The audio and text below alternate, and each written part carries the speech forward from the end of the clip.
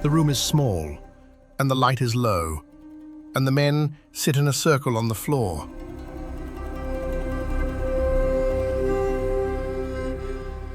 One of them holds a clay jar between his knees. Another cups his hands against his own chest. And then a single voice begins, low, cracked, older than the room.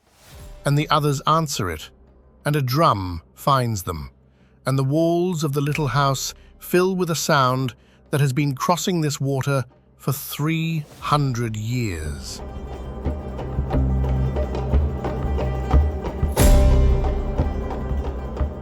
They are singing a working song, a song for pulling a rope, a song for setting a sail, for hauling a wet anchor hand over hand from the floor of the sea. Every man in the circle knows the words by heart, and not one of them has ever done the work.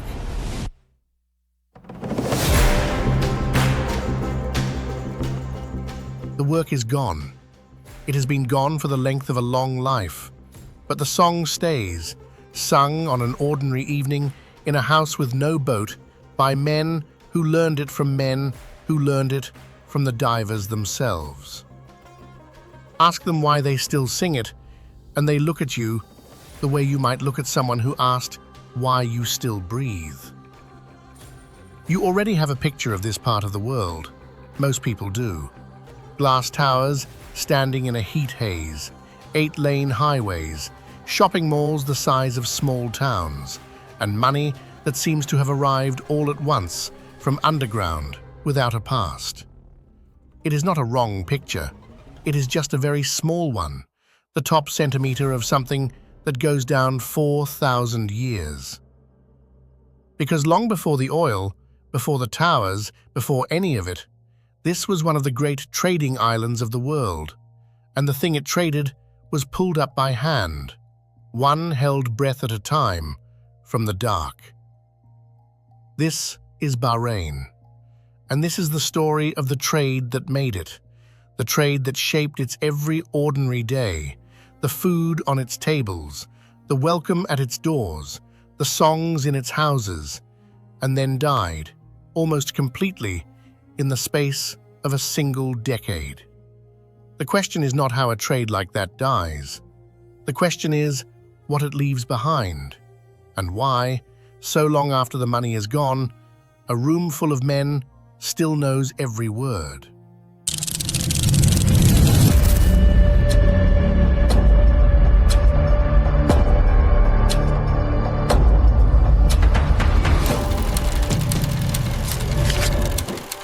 The name Bahrain means two seas, an old idea and a strange one for a place this dry.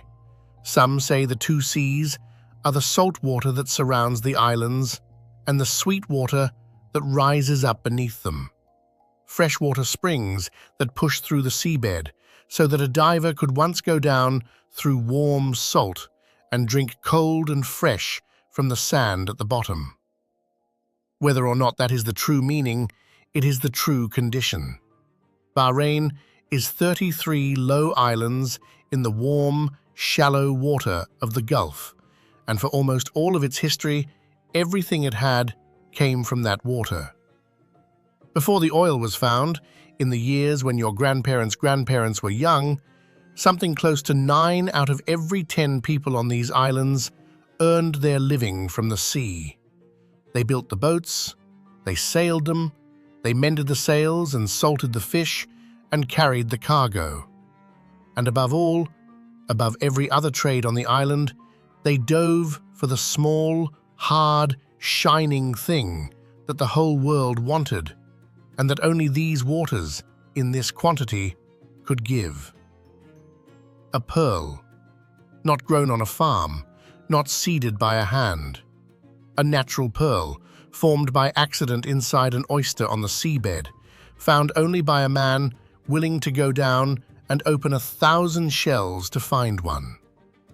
For the purity of their light, the pearls of these waters were carried to the courts of Rome, and the palaces of the Mughals and the jewelers of Paris, and for those pearls, kings paid the price of kings.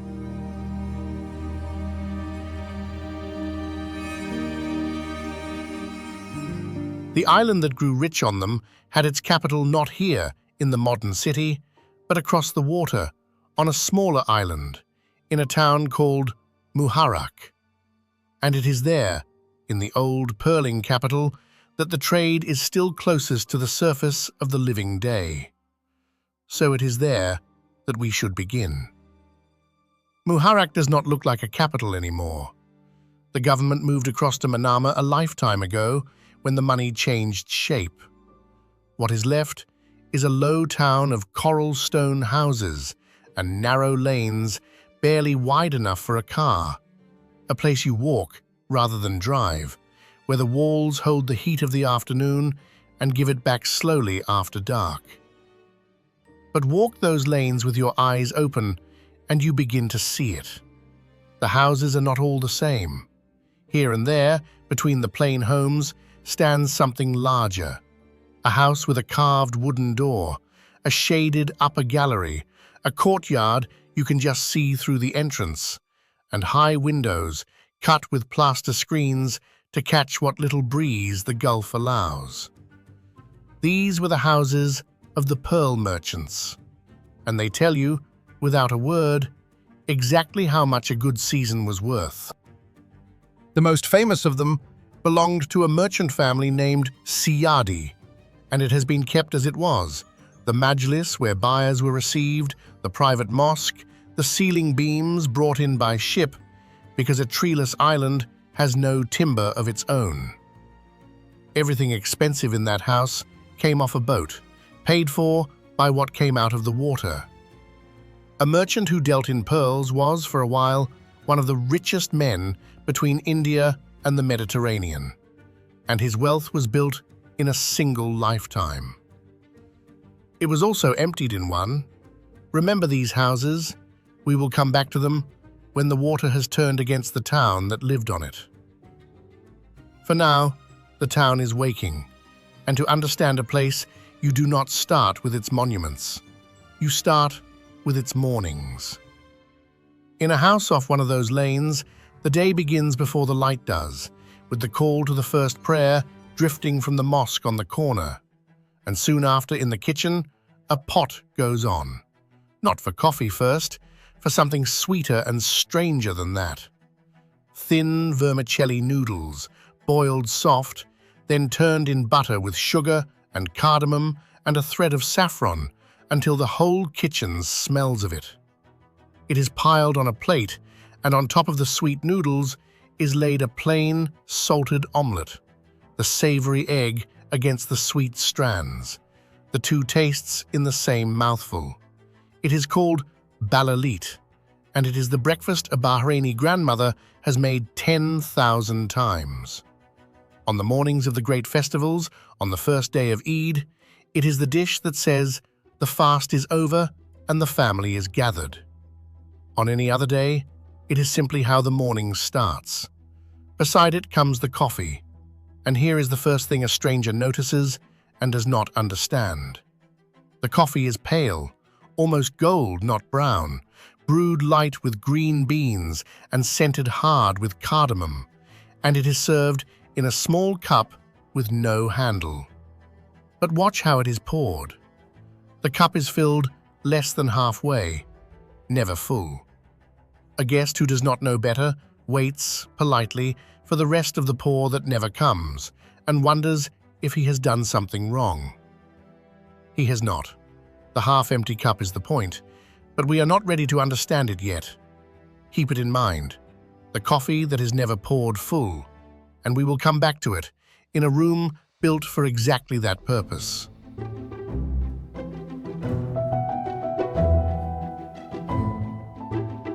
The grandmother at that table knows something else about this house and about houses like it that the noise of the modern city has almost buried.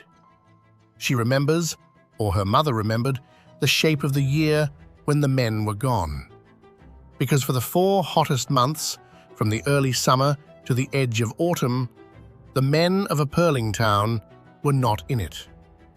They were out on the water, and the town, the shops, the money, the raising of the children, the running of the household, the holding together of everything, was left to the women. A pearling wife did not wave her husband off on a trip. She ran a town for a third of every year and did it again the next year and the year after that. So the family, the household, the whole shape of a day here was built around an absence. Around the sea, taking the men, and if the season was kind, giving them back. That is not decoration. That is the load-bearing wall of the culture. And you can still feel it at the table, in the way the household organizes itself, in who defers to whom, in the quiet authority of the oldest woman in the room. There was a whole economy inside the house while the men were at sea. A pearling wife managed on credit against a season not yet paid. She kept the accounts, held off the shopkeeper, raised the children, and settled the small quarrels of a lane emptied of its men. In the merchant families, the women ran households of a dozen or more, cousins, widows, the wives of men still out on the water, and the running of it was real work, skilled work, done without praise because it was simply expected. When the fleet came back in the autumn, the town did not so much celebrate as exhale. The men returned thinner, darker, sometimes fewer, and the women handed back a town they had kept whole and began, quietly, to prepare for the spring, when it would empty again. How old is any of this? Older than you would guess, for under the modern islands lies a far more ancient one. On the north coast of the main island, a low mound beside the sea has been dug down through layer after layer, and the diggers found a city, a walled city with a harbour, 4,000 and more years old. This was Dilmun, a name that appears on clay tablets from ancient Mesopotamia as a blessed land, a place of sweet water and trade, a stop on the road between the great early civilizations. And in the graves of Dilmun, among the pottery and the copper, the diggers found pearls, which means the thing we have come here to follow, the going down into the water, the opening of the shell, the small light pulled from the dark, was already old when the pyramids were young. This is one of the oldest continuous trades in human history, 4,000 years of it, and then, within 1 decade of the 20th century, almost nothing. Hold that shape in your mind. We are walking toward it. But the ancient island and the modern one meet, most days, in the same place they always have, the market. So let us cross back to the main island, to the capital, and into the old souk of Manama.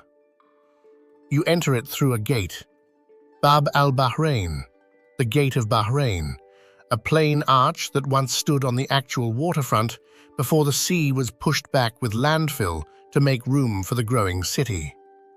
Walk through it now, and the water is nowhere in sight, but the lanes behind the gate are the same lanes, and they still do what a souk has always done. They sort the day by what a person needs. One lane is cloth, bolts of it stacked to the ceiling, the white cotton for the men's long thobe, the black for the women's abaya, and between them, every color the eye can hold. Another lane is gold, window after window of it, worn heavy at weddings and kept as a wife's own wealth, hers to sell if the family ever needs it. Another is spices, open sacks of turmeric and cumin and dried limes, and the smell of them reaches you before the stalls do. And threaded through all of it are the small kitchens where a man ladles rice and meat onto a plate for the porters and the shopkeepers who cannot leave to go home for lunch. And in the middle of all of it, at every hour, there is tea. Not the pale ceremonial coffee of the majlis, but karak, black tea boiled hard with milk and sugar and cardamom until it is thick and sweet, poured from a great dented kettle into a small glass and drunk standing up at a stall for a few coins.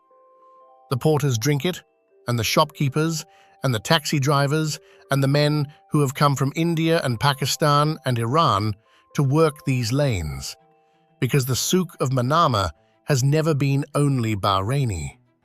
For as long as there has been trade here, there have been Persians and Indians and Arabs from every shore of the Gulf living side by side, and the karak stall is where they meet. And the money itself tells you something. The Bahraini dinar is one of the highest valued currencies on earth. A single dinar splits into 1,000 tiny units called fiels, and to a visitor, the prices look almost too small to be real. That glass of karak might cost 100 fiels, a tenth of a dinar. A plate of machboos from a souk kitchen, a dinar or two. A ride across the city in a shared taxi, a few hundred fiels. It is a small, dense currency for a small, dense island, where for a very long time, a great deal of value passed through very few hands, and where the thing that once set every price was not printed on any note, but pulled up, wet and shining, from the floor of the sea. The market runs on its own clock, and that clock is not the one on your phone. 5 times between dawn and night, the call to prayer goes up from the mosque, and for a few minutes, the souk simply pauses. Shutters come halfway down. A shopkeeper leaves his stall unlocked and walks to the mosque, trusting the lane to mind it. And the lane does. The stranger stands in the sudden quiet, unsure whether the market has closed. It has not. It has only exhaled. A few minutes later, the shutters go up again, and the bargaining resumes exactly where it stopped. The day here is not one long run at the clock. It is broken, on purpose, into pieces, 5 of them, and the breaks are as fixed as the work.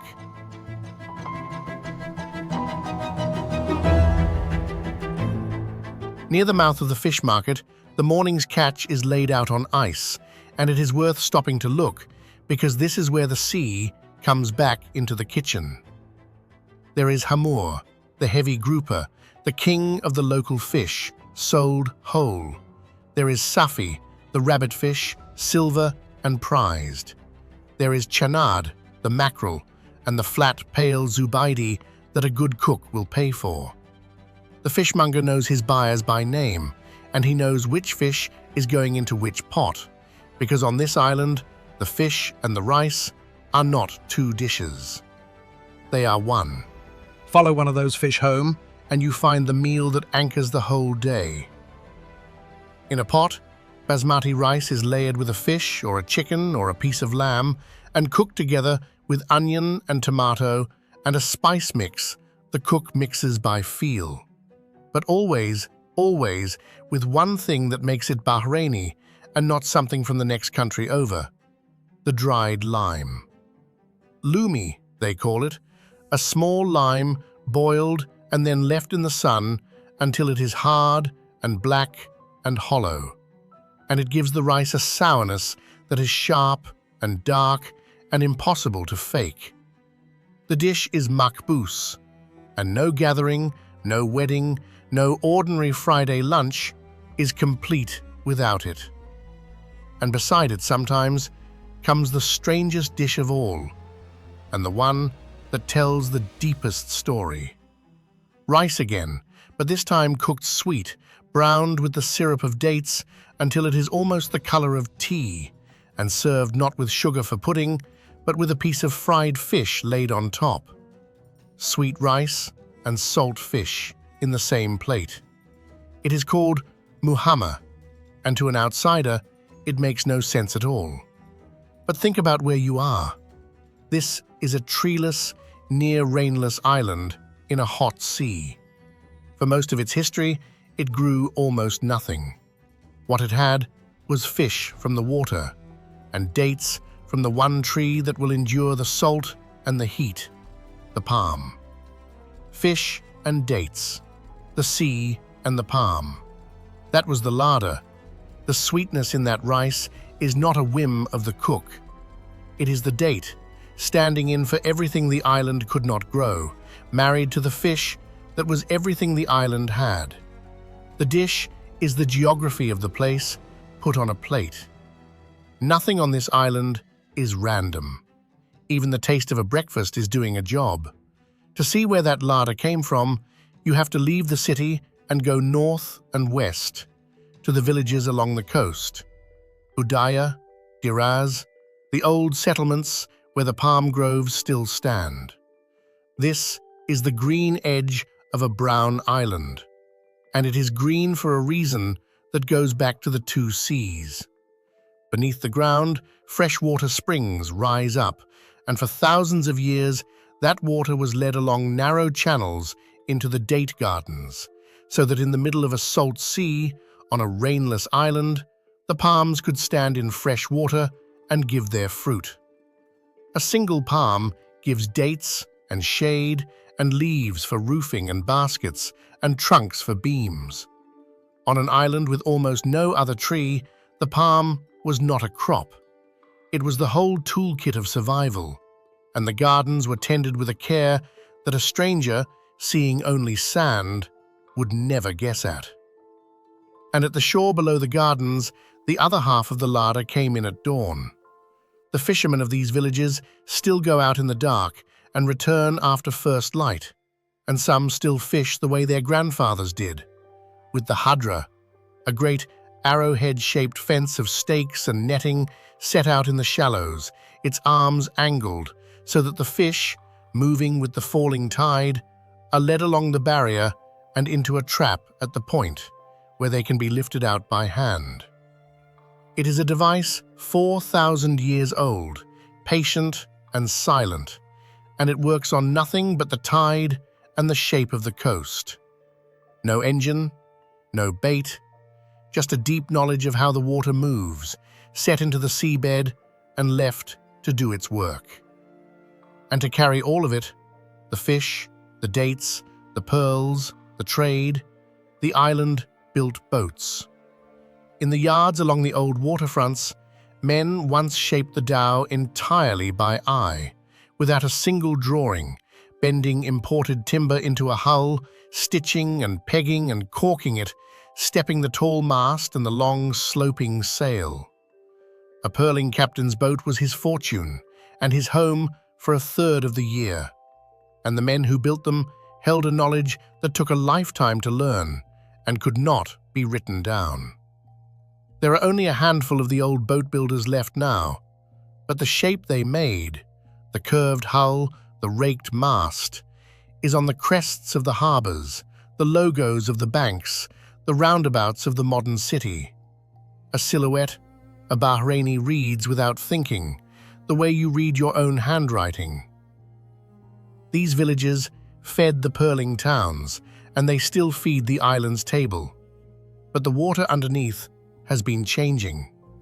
The old freshwater springs that made the gardens possible have weakened as the modern country has drawn on them, and some of the famous ones have gone quiet.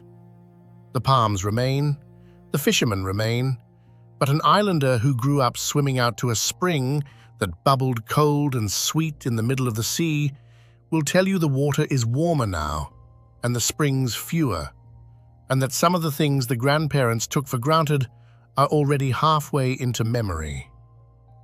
On an island named for two seas, one of them is quietly receding. Which brings us back at last to the coffee that is never poured full.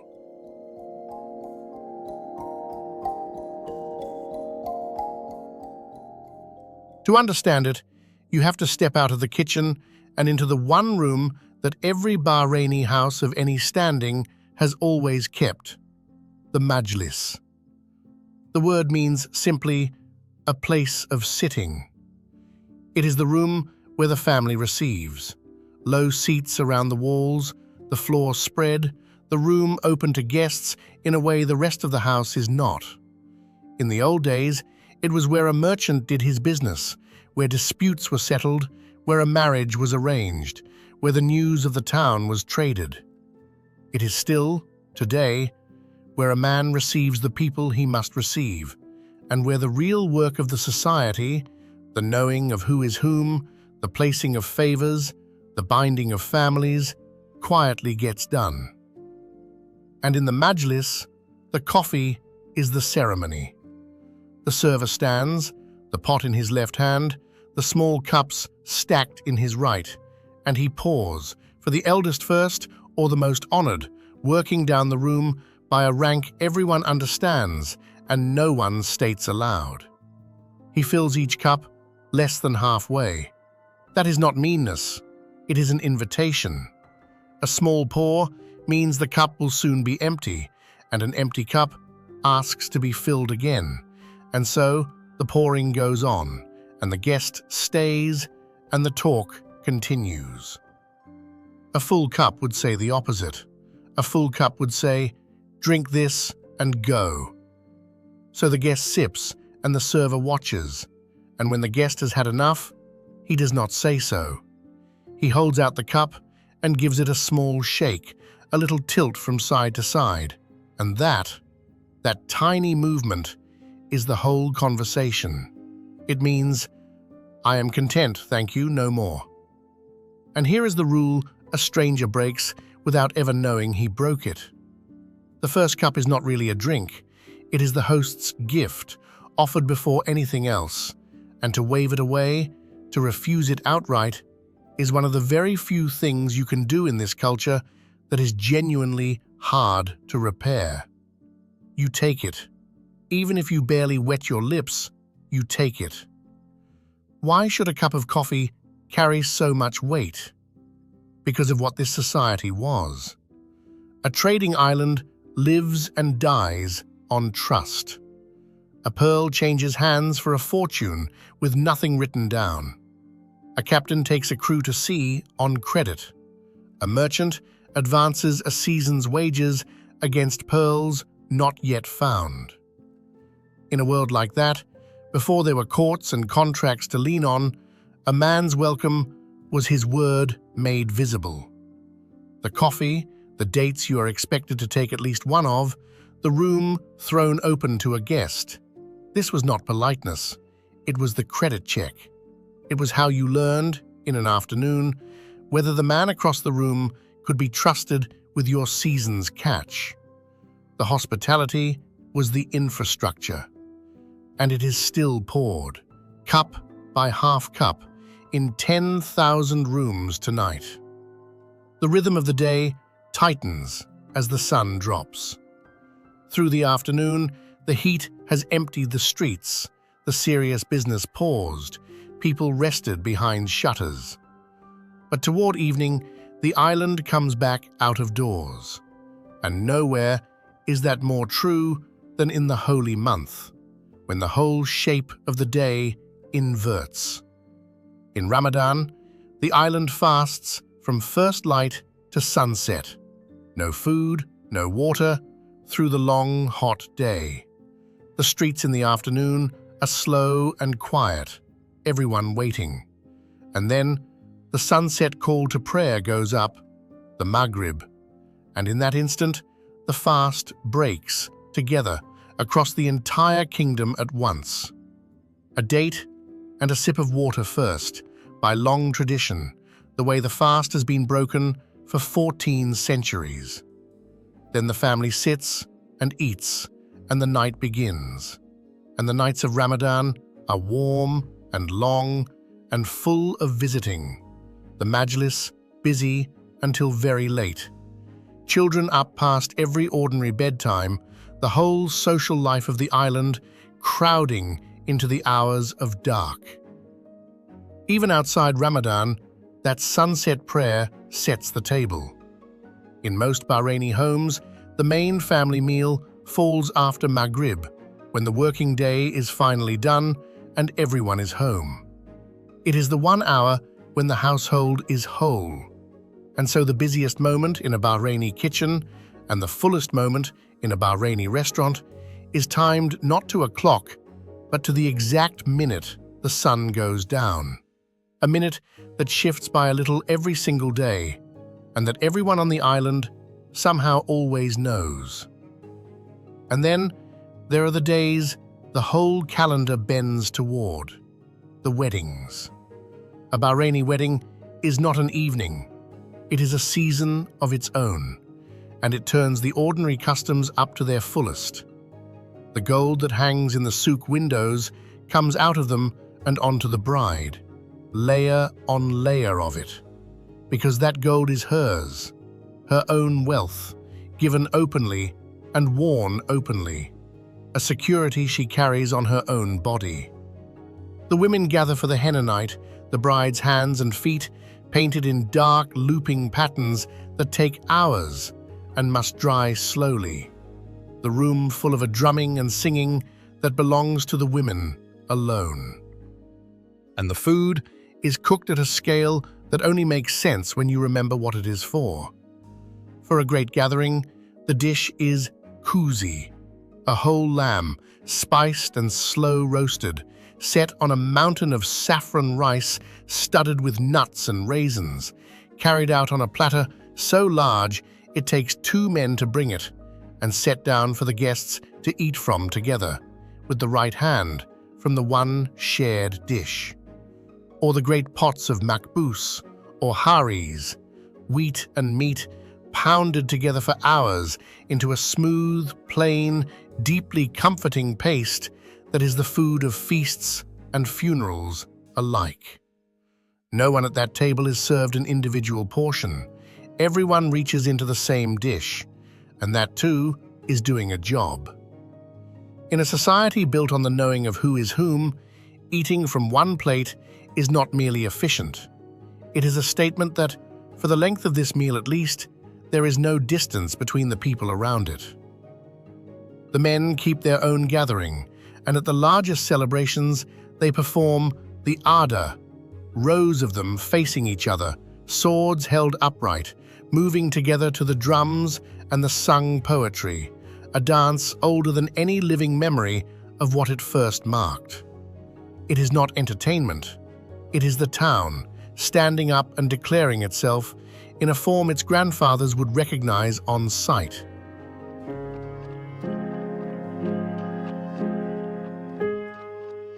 All of this, the food, the welcome, the ordering of the hours, lives now in a country that no longer runs on the sea at all. Drive 20 minutes from old Muharraq and you are among the new towns, the wide residential grids of Rifa and Hamad Town and Isa Town, the villas and the compounds and the malls with prayer rooms on every floor. This is where most Bahrainis actually live their weeks now, an air-conditioned, car-borne, thoroughly modern life. And this is the strange thing about the island, the fact that sits underneath the whole story. The people making machboos in those villas tonight, pouring the half cup of coffee, singing the old song on a Thursday, most of them are the grandchildren and great-grandchildren of divers. The distance between the boat and the villa is not centuries. It is 3 generations, sometimes 2. And the modern week has its own rhythm laid over the old one. Its still point is Friday, the day of the congregational prayer, the day the family comes together. On a Friday, the great Al-Fateh mosque fills, and afterward, the extended family gathers at the grandparents' house for a long midday meal that can run to 20 or 30 people, the machboos cooked in quantities to match. It is the fixed appointment of the week, the one that is not negotiable, the one the young are expected to appear at, no matter how modern their lives have become. And on the weekend, the island fills up from outside.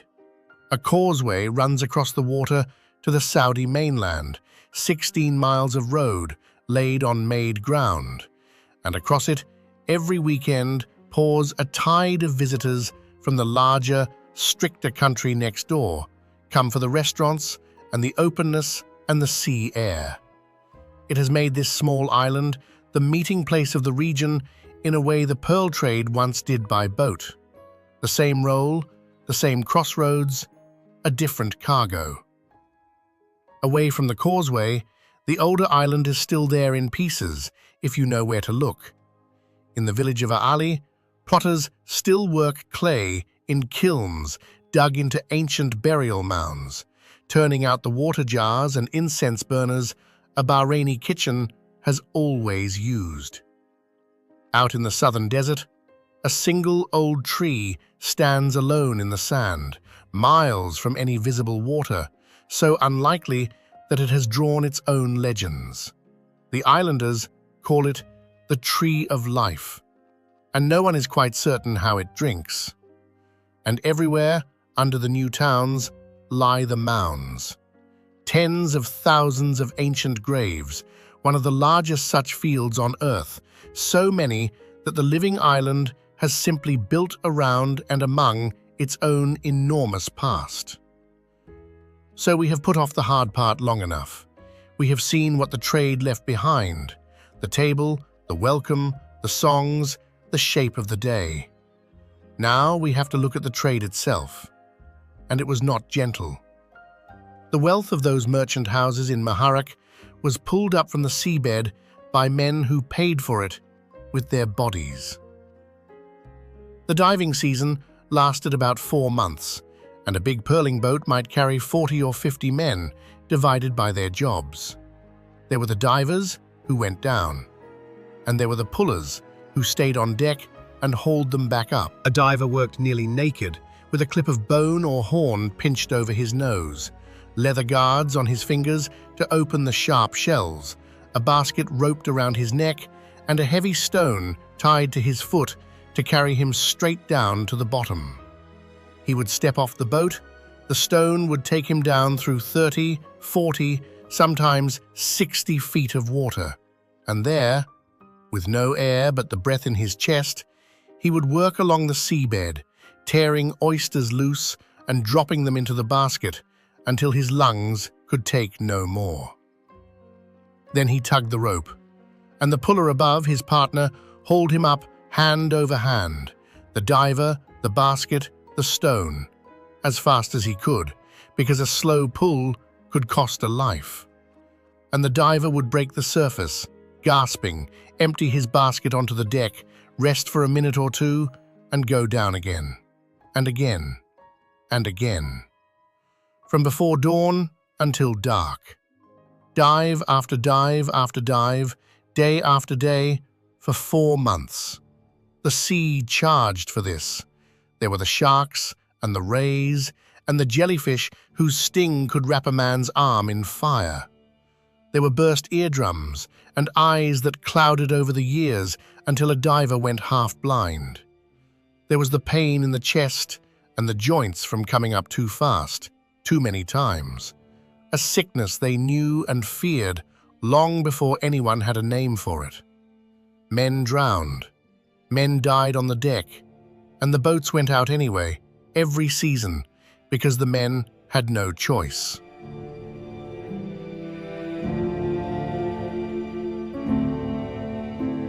And that is the cruelest part, and it must be said plainly, because it is easy to make this beautiful, and it was not. Most of the divers did not own their labor. They worked on an advance, a loan taken before the season from the captain, who had taken his own loan from the merchant, who had taken his from the financier. The pearls a diver brought up went first to pay down that debt, and the debt was reckoned in the captain's book, and the book rarely came out in the diver's favor. A bad season deepened it. A good season barely touched it. And a debt that was not cleared did not die with the man. It passed to his sons, who went down into the same water to pay for a loan their father had taken before they were born. Whole families were bound to the sea across generations, not by love of it, but by a ledger they could never close. So when you stand again in the courtyard of the Siadi house, in the cool of that merchant's mansion, understand what you are standing in. The carved doors, the imported wood, the private mosque, all of it was paid for out of the gap between what a diver risked and what a diver was allowed to keep. The beauty of the pearling age and the cruelty of it were the same thing, seen from two ends of one rope. Remember the houses I said when we first walked past them? This is what they were built on, and this is why, when the end came, it came so completely. Because a system stretched that tight has nothing to give when the strain arrives. And the strain was already on its way, from two directions at once, neither of which anyone on the island could see coming. The first came from a small bay in Japan, and from a man named Kokichi Mikimoto. For years he had been trying to do a thing the Gulf believed impossible, to make an oyster grow a pearl on command. To take the accident that a diver opened 1,000 shells to find and turn it into a crop. By the 1920s he had done it. He could seed an oyster with a tiny bead, hang it in the water on a farm, and harvest a round, lustrous pearl, reliably, in quantity, in matched sizes, at a fraction of the price of a natural one. The cultured pearl had arrived, and to the eye of an ordinary buyer in Paris or Bombay, it looked very much the same. The second blow came from New York.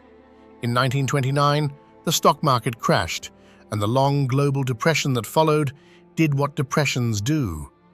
It emptied the market for luxuries first. A natural Gulf pearl was among the purest luxuries on earth, and almost overnight, the people who had bought them could no longer afford to, and the people who still could were no longer sure they wanted to pay a fortune for what a Japanese farm now sold for a little. The price of the natural pearl fell, and did not stop falling. For a trade 4,000 years old, the arithmetic was suddenly fatal.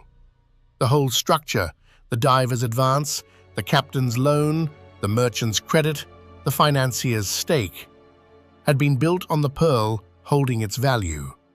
When the value collapsed, the chain of debt unwound from the bottom up. Divers who came home from a season with nothing to show could not pay what they owed. Captains could not pay the merchants. Merchants who had lent against pearls, now worth a fraction, found themselves ruined. And in the streets of the pearling towns, men who had risked their lives at sea and come back to find their work worth nothing rose up in anger. Divers' unrest broke out over wages that had vanished. The town that had run on the sea for 40 centuries was, within a few years, running on nothing.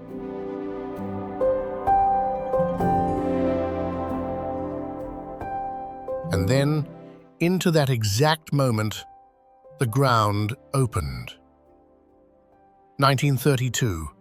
On the main island, a drill bites into the rock, and for the first time anywhere on the Arab side of the Gulf, oil comes up. Bahrain is the first. The wells that will remake the entire region begin here, in the very years the pearl trade is dying.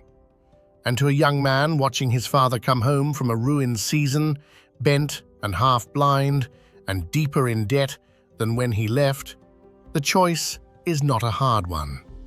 The oil company is hiring. The work is dangerous, but it is paid, in wages, in cash, at the end of the week, with no ledger that follows you home and no stone tied to your foot. He does not go down to the sea, he goes to the derrick. And so the boats stopped going out. Not all at once, and not by law, simply one by one, as the men found other work and the pearls found no buyers, until within about a single decade, the great pearling fleets of the Gulf had all but vanished from the water. A trade that had lasted 4,000 years, that had built the towns and fed the families and shaped every custom we have followed through this film, was effectively finished in 10. The last of the real pearling voyages gutted out. The merchant houses of Muharraq emptied. The capital itself moved across the water to the oil city of Manama, and the old town was left to grow quiet.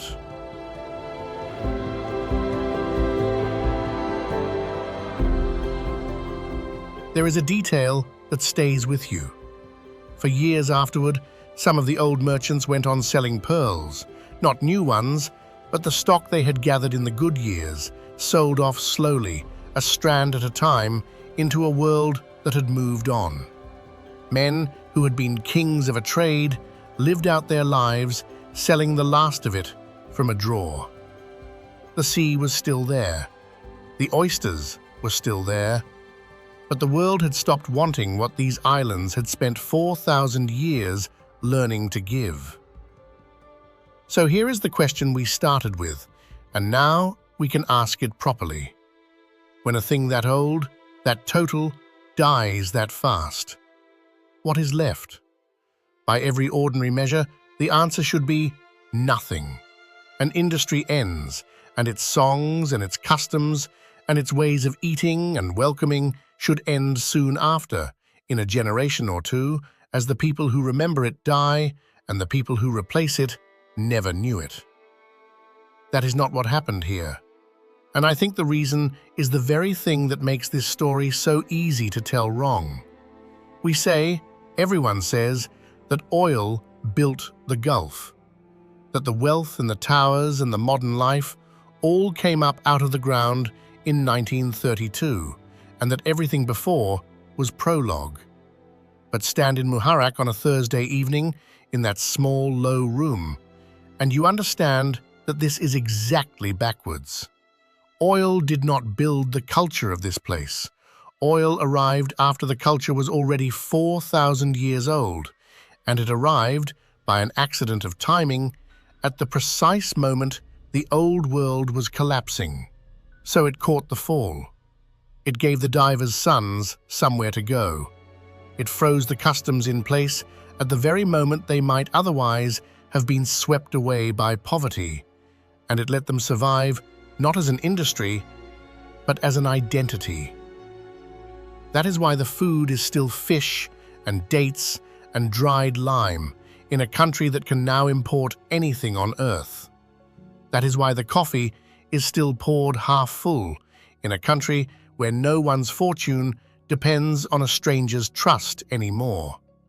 That is why an old man who never dove a day in his life will still tell you, if you sit with him long enough, about the season his father did not come back from.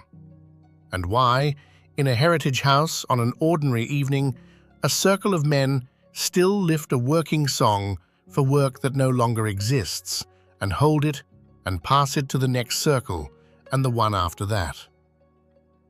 And the song is not one song. It is a whole body of them, the fidjeri, each tied to a piece of the work. One for hauling the heavy anchor, one for raising the great sail, one for the long rhythm of the rowing, one simply for the endurance of a night at sea far from any land.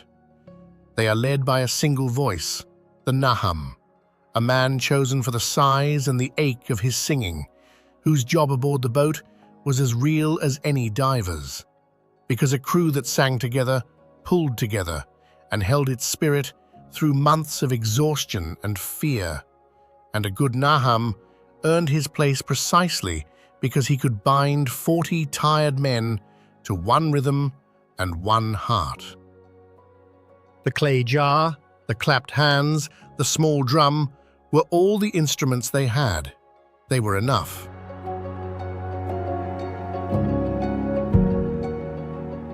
Somewhere on these islands, there is a last man who once went down for a living.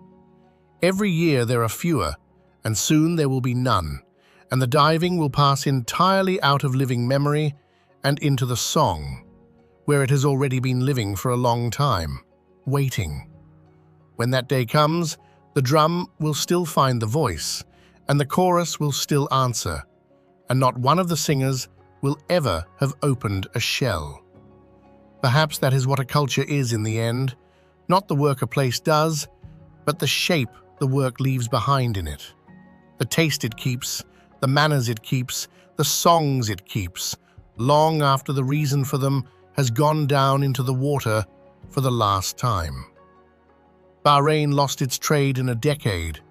It kept everything the trade had made it, and on any ordinary evening, at any ordinary table, with the coffee poured just short of the brim, you can still sit down inside the life that a dead sea built. If you would like to keep exploring the places where an ordinary day tells a deeper story, subscribe and stay with us. Until the next journey, thank you for watching.